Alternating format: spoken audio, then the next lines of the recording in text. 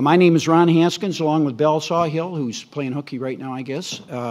We co-direct the Center on Children and Families here at Brookings. We've had a long day of discussions. Started this morning with Senator Gillibrand, and now we've been talking about poverty and opportunity and mobility in the United States. Quite fascinating. We had great people here. And in our relentless attempt to be nonpartisan or bipartisan, we begin the day with a Democrat and end the day with Chairman Paul Ryan of the Budget Committee. Here's something that might surprise you. Knowledge counts for a lot in Congress. Paul Ryan's career illustrates this claim. First, he's a former congressional staffer, and we all know that they're necessarily brilliant. And second, upon arriving in Congress, he looked around and asked himself, what makes this place run? The answer, of course, is money. And the budget is the source of all money. So he decided he's going to learn more about the federal budget than anybody else. And within an hour or two, he knew more about the budget than anybody up on the Hill. Of course, most senior positions on the Hill are based on merit and logic. So it was natural that he would become the head of the Budget Committee. Here's another thing that might surprise you. Before he was so interested in the budget, he was very interested in issues having to do with poverty and opportunity, especially opportunity. He had top staffers in this area, which is always a key to understanding what a member of Congress is really concerned about. And recently, he's been doing an amazing thing, which is spending a lot of time in inner cities and other poor communities, meeting with people who run programs for the poor. This is not exactly on the top of the list of most Republican members of Congress, so it's quite an amazing thing. So let's see what he's learning by visiting these poor communities and what policies they are driving him to. So, Chairman Ryan.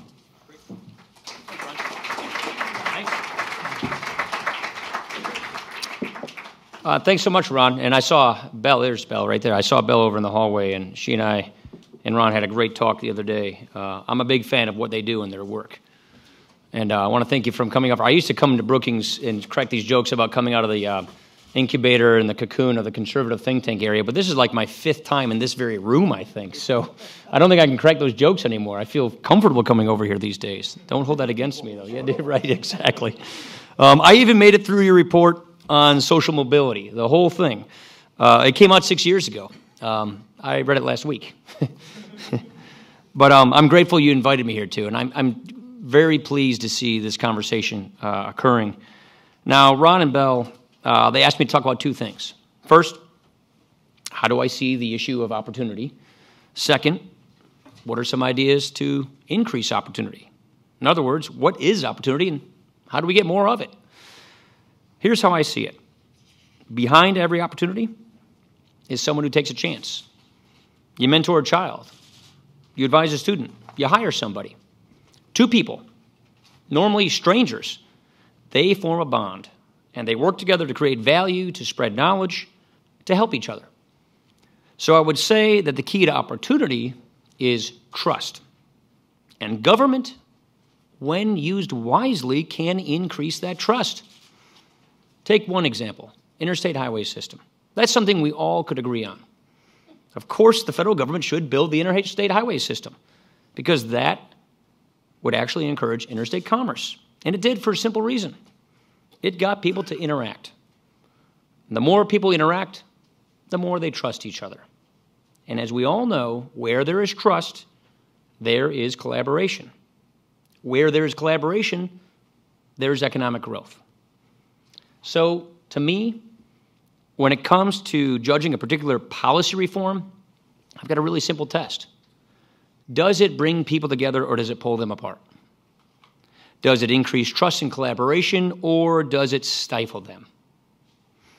Government is a very powerful tool. Too powerful, you might say. Just as it can build and encourage, it can frustrate and deter. You know, as a conservative, I look at Ronald Reagan and look at his insights. One of his great insights was that taxes don't just take money out of people's pockets, they can end up taking people out of the workforce. They discourage people from putting in that extra hour or from hiring that extra worker. And so, just as government can increase opportunity, government can destroy it as well. And perhaps there's no better example of government's ability to disappoint, to miss the mark, than LBJ's war on poverty. This month marks the 50th anniversary of that war. And for years, politicians have pointed to the money that they have spent or the programs that they have created. But despite our spending trillions of dollars, 47 million people live in poverty. It's 15% of our fellow citizens. It's 1 out of 7 people. It's the highest rate in a generation. We're spending a lot, and it's just not working. It's missing its mark. Well, why? I think it all goes back to opportunity. Poverty is not just some form of deprivation. It is a form of isolation. If there's anything that I've been learning, it's that. What do we know about the poor? Ron would say 3 things. They're less likely to have graduated from high school, they're less likely to work full-time, and they're less likely to have gotten married before they had kids. They're cut off from 3 crucial sources of support: education, work, and family. Now, government isn't solely responsible for these trends, but in other ways, government is deepening the divide. Over the past 50 years, it has built up a hodgepodge of programs in a furious attempt to replace these missing links. And because these programs are so disorganized and dysfunctional, they pull families closer to government and away from society in so many ways. Our goal should be to reintegrate the poor into our communities, but Washington is walling them up as if they're in some massive quarantine. As my friend Senator Mike Lee says, we need to bring in the poor to expand their access to our economy and our civil society. They are not fulfilling their potential, and we are all missing out.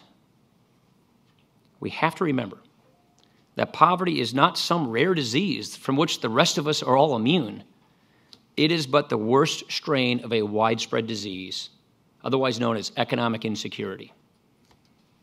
Most families worry about making ends meet. All of us have felt isolated at times.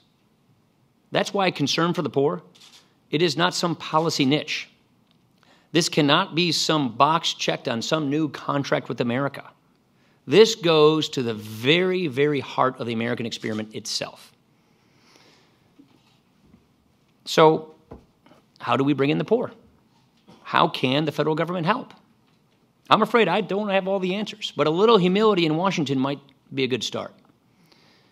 Today, I'd like to talk about a few ways to improve our anti-poverty efforts. Here are 2 key ideas: simplicity and standards. I think they would help with one big problem that we call the poverty trap. You see, it turns out the central planners aren't very good at planning after all. Washington tackles problems in a haphazard whack-a-mole approach, and poverty is no exception. It is just the nature of the beast. So, before Lyndon Johnson even became president, we had Social Security and AFTC. Johnson added Medicaid, Head Start, and Job Corps, among others. Soon after he left office, Washington kept adding to the alphabet soup: the CSFP, the CCDBG, the S-chip, the list goes on. Gene Sturley, down at the Urban Institute, he has done some really interesting work on this topic. Because the federal government created different programs to solve different problems at different times, there is little to no coordination among them. And because these programs are means-tested, meaning families become ineligible for them as they make more money, poor families effectively face very high marginal tax rates. Government actually discourages them from making more money. What does this mean? Let's take a single mom with 2 kids living in Colorado. If her income jumps from $10,000 to $40,000, she won't keep much of that extra $30,000. Instead, she'll lose most of it to higher taxes and benefit cuts. According to Sturley's calculations, if she's enrolled in programs like food stamps, Medicaid, and S-chip, her implicit marginal tax rate will be as high as 55%. And if she's enrolled in other programs, like housing assistance and welfare, the rate will reach above 80%. In other words, you go to work, and you'll keep less than 20 cents of every extra dollar you earn. Now, I'm sure she's not going to walk around with a calculator saying, what is my implicit marginal tax rate? But she gets it. She is trying to get ahead, and her government is holding her back. This has to be addressed. And the good news is there's a better way to do this. Policymakers are working on a solution to this problem all around: simplicity. In 2012, Britain produced a far-reaching reform called the universal credit. The government's now putting this idea into practice, and it is going through a rough patch. There are no two ways about that. Maybe you've discussed that here today. But the basic concept is very sound. We should learn from their experience. It took 6 means-tested programs ranging from housing benefits to income support, and it collapsed into one overall payment. The old programs, they cut off abruptly once a family made a certain amount of money. On the other hand, the universal credit tapers off gradually. We've got some experience with this sort of an idea ourselves. We have the earned income tax credit. The minimum wage, it makes it more expensive for employers to hire low-skilled workers. But the EITC, on the other hand, gives workers a boost without hurting their prospects. Many economists have found that the EITC increases employment among low-skilled workers. And like a universal credit, it gives families more flexibility. It helps them take ownership of their lives. Now, there's certainly room for improvement. Just last week, my friend Senator Marco Rubio, he proposed that workers get assistance once a month instead of once a year, so it's easier for them to plan ahead. That's an idea, in my opinion, that makes a lot of sense. But whatever form assistance takes place, we have to encourage work. In other words, there should be standards. It's not a novel concept. In 1996, Congress began to require people on welfare to work. And welfare rolls, they dropped dramatically. Child poverty fell by double digits. The problem is, we have not applied this principle far enough. We need to do more. As Ron likes to say, a man who was involved at that moment, what works is work. And we need to change the way we think about work. It is not a penalty. It is the shortest, surest route back into society. If you're working, you're meeting people. You're learning new skills. You're contributing to society. That is the best way to get a raise or even get a better job. We want people back in the workforce so that they can share their talents and their skills with the rest of us. We are losing out just as much as they are. In short, federal assistance should not be a way station. It ought to be an on-ramp, a quick drive back into the hustle and bustle of life. We've got a lot more work to do. We have to tackle a whole host of issues: education, criminal justice and criminal reform, health care. But reformers at the state and local level, they're already doing a lot of this hard work. The federal government should let them take the lead and learn from their example. I like to think that anything I've said here is not very radical, but you can already hear the howls of protest from certain corners. All I would say to the critics who are criticizing new ideas and perhaps new thinking in a more effective war on poverty, all I would say is, we want to hear their ideas too.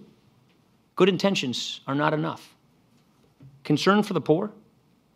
Concern for the poor does not demand a commitment to the status quo. It demands a commitment to results. We should not measure our success by how much we spend on welfare. We should measure our success by how many people we help get off of welfare. Later this year, I plan on saying a whole lot more about this subject. But before I roll out any policy prescriptions for poor families, I need to hear more from the real experts, the families themselves. If there's one thing I've learned after 15 years in Congress, it is that Washington does not have all the answers. In fact, sometimes they are right under our noses and right out in our communities, not in this city. My mom used to always tell me, son, you have 2 ears and 1 mouth, use them in that proportion. Somewhere in Congress I lost sight of that a time or two.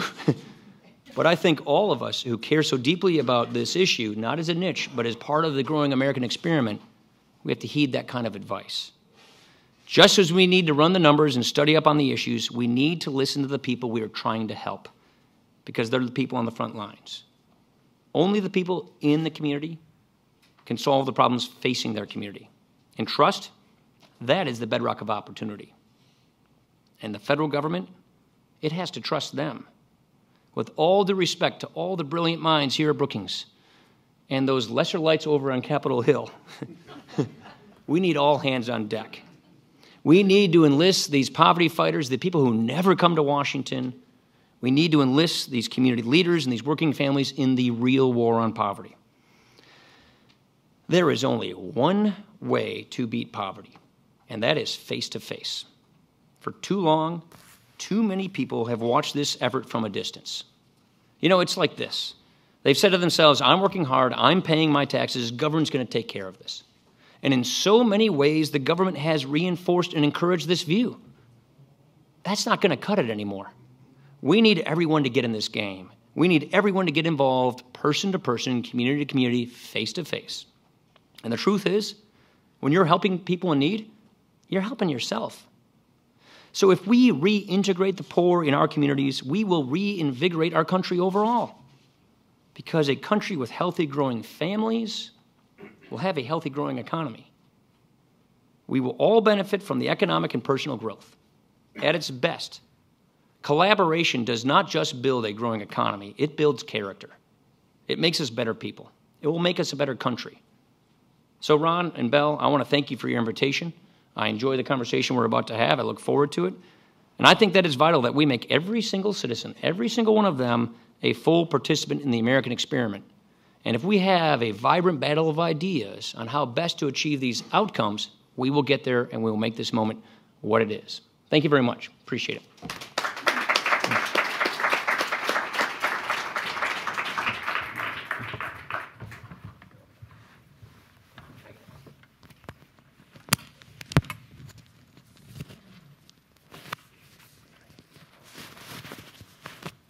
Good to go?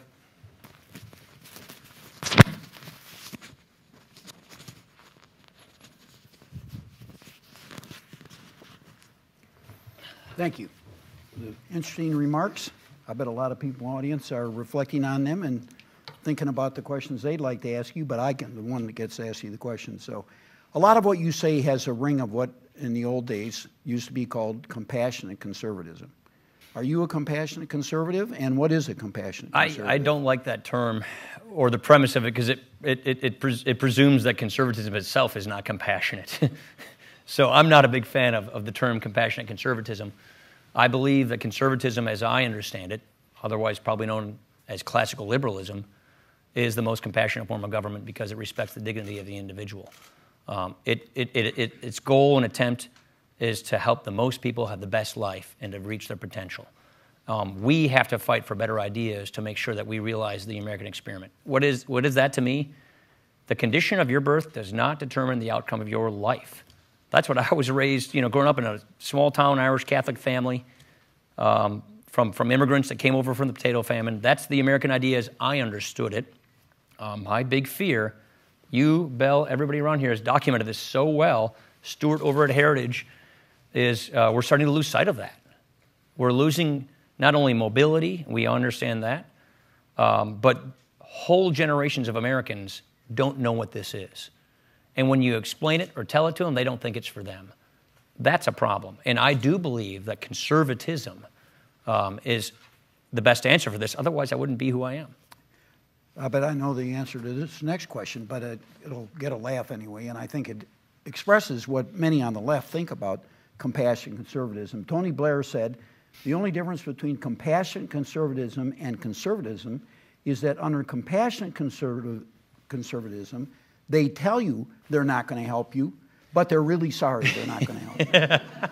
Now, I'm going to guess wildly that you disagree with that. But this does show the left is makes jokes about this sort of thing. I realize you don't like the term, but many of the things you discuss are, I think, part and parcel of what most people think of it, local, working face-to-face, right, helping people in the place where they live, listening to them and so forth. All these used to come under the head of compassion conservatism. So what do you say to people on the left saying that's not going to cut it? Well, if those who are advocates of the status quo or who advocated for the status of where we are right now say just do more of this, that doesn't cut it. And for those who say it could be worse, that's hardly an effective answer. So what do we mean when we say conservatism or why we have better ideas? I truly believe that we have made the mistake in this war on poverty, an unintended consequence, mind you, that we have displaced community, that we have crowded out and pushed aside what many of us call civil society, and we have told people in this country that it is no longer their responsibility to help care for others. Now, that is not saying this is just a convenient excuse for cutting a program or stopping the federal government's role and just saying it's up to people locally. No, I'm not trying to say that. What I'm trying to say is I think the left made the mistake in thinking this is all about material deprivation, and what we ended up doing, we isolated people in our communities, and we put up walls separating people from integrating with each other. We need to tear down those walls.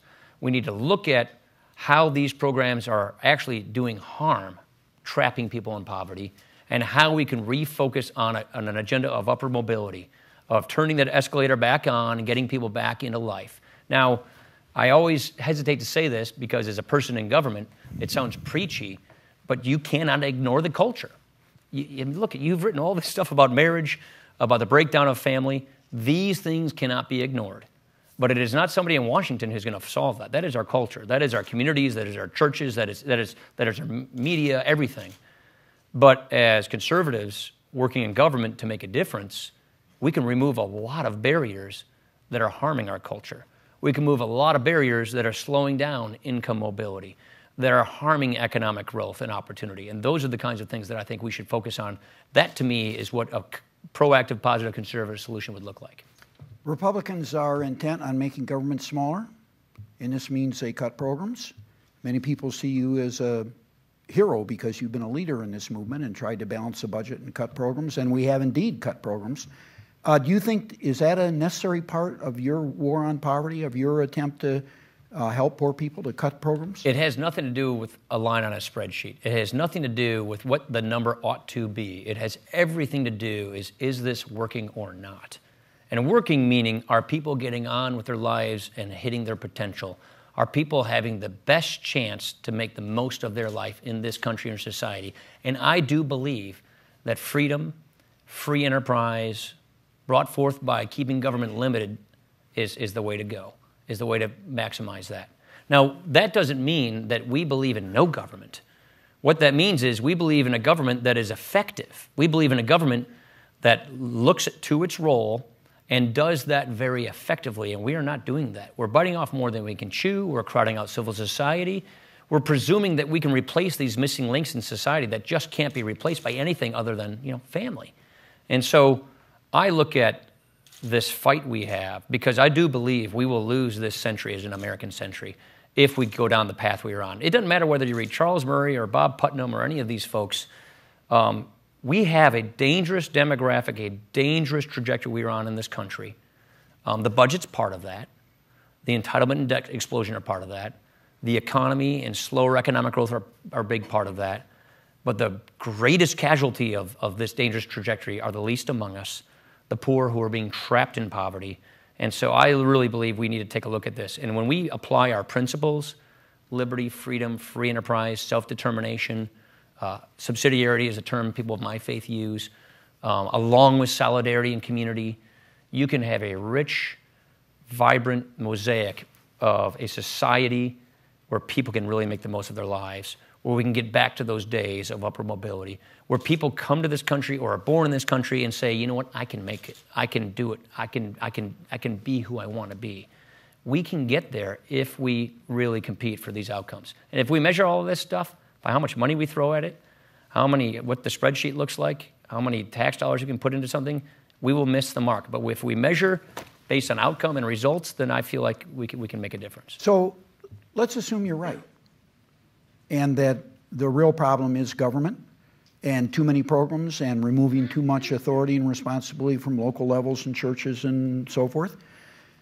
Can you actually foresee that you could convince some of the people in this audience and the people in the media and voters of Wisconsin and the rest of the country, especially states like New York and California, that that's true, and that government is really in the way, and that if you balance the budget and cut spending and have these kind of community initiatives that you're talking about, that it'll be a better result. Yes. Do you think you can convince them of that? Why would I be doing this if I didn't believe that?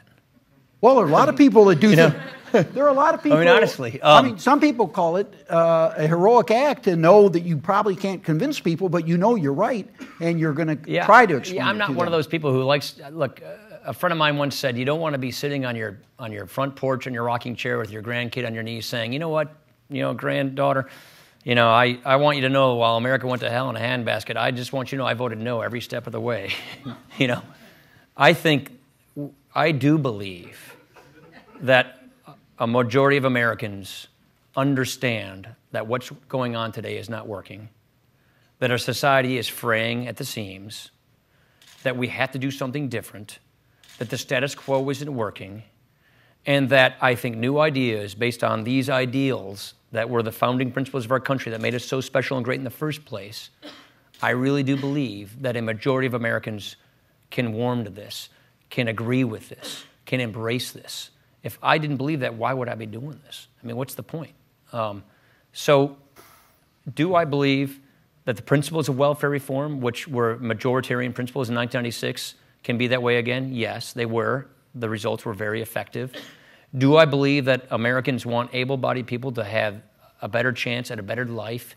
And do I think Americans want a safety net that's effective, that is there for the truly indigent, people in need? Yes, conservatives believe that too.